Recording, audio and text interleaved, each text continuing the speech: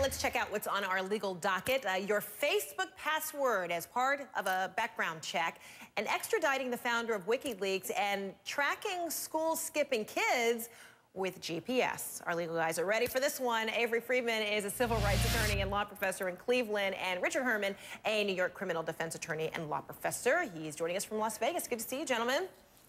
Hi, Frederica. Welcome back. All right, thank you so much. You both on Facebook?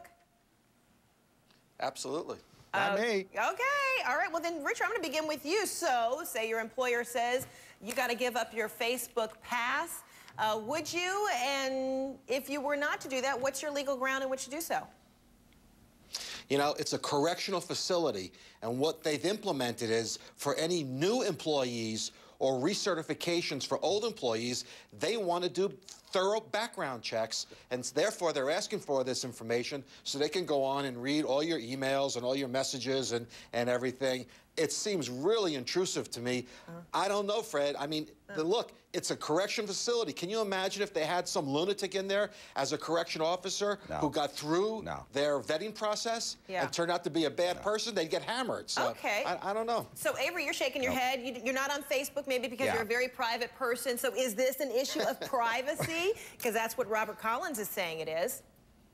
Yeah, Robert Collins is right. It violates the Due Process Clause of the American Constitution's 14th Amendment. The fact is that he has already been checked out. There are plenty of ways to determine whether or not Mr. Collins is a member of a gang. That's the underlying reasoning. But the fact is, it's too much, too far, violates both privacy and due process. Remember, Frederica, this is government. We're not dealing with private parties. Right. And so Mr. Collins has rights under the Constitution.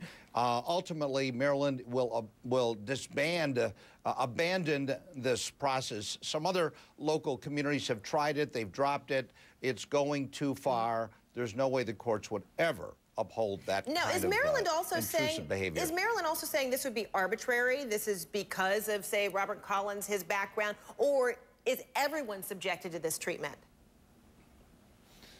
Everyone, well, it's both. Fred. Number one, it is arbitrary, but number two, the fact that he is coming back to work, he's already been cleared, makes it especially arbitrary. But beyond that, I think it's too intrusive. I just don't think any court in America would ever uphold this kind of intrusiveness. There's just no way. All right, let's move on to Julian Assange, WikiLeaks founder, getting closer to being extradited for sex crimes allegations.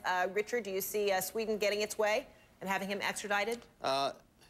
I don't know, Fred. It seems ridiculous to me. Sweden has not charged him with any crimes. So how can you extradite someone if they haven't been charged with any crimes? They're still doing an investigation in Sweden. I don't know how the Brits turned him over. There's going to be appeals filed within 7 days. This is probably going to drag on for an extended period of time. And again, this has nothing to do with WikiLeaks. And if the United States wanted to extradite him, certainly the Brits are much friendlier to us than Sweden would be on an extradition.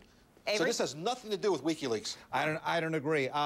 Judge Howard Riddle's opinion, it's a 28-page opinion, very thoughtful, carefully written. This is a claim under the defense was under the Human Rights Act of 1998, a federal law. That's what Julian was arguing, saying that if he's extradited to Sweden, he might get extradited to the U.S. and go to Gitmo and die. That was his defense. The fact is the Swedish authorities do have the right to make the inquiry. Judge Riddle is right.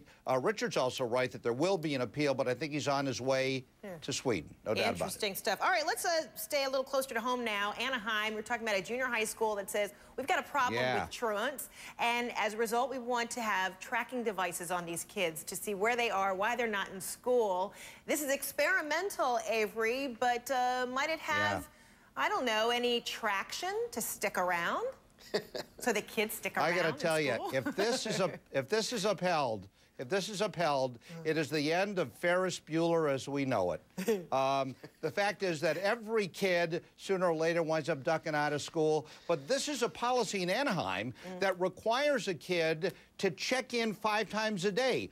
When he leaves, when he gets to school, at lunch, after he gets home, and at 8 o'clock at night. The fact is it's too much. All right, Richard. Fred, the school says they've got it's voluntary to begin with. Yeah, it's voluntary only, and it's for someone who has more than 3 unexcused absences. They call you up, the school does in the morning, and wakes you up. Bryson, they wake you up in the morning, and then you have to check in during the course of the day. They make it easier for the student because if more than 3 unexcused absences, they could probably have to redo part of the year. So they're saying, do this program, volunteer for it, and we'll try to make things easier for you. It's voluntary. Interesting stuff. All right, Richard Avery, we'll see you again. We're going to talk about one of your faves there in California, Lindsay Lohan.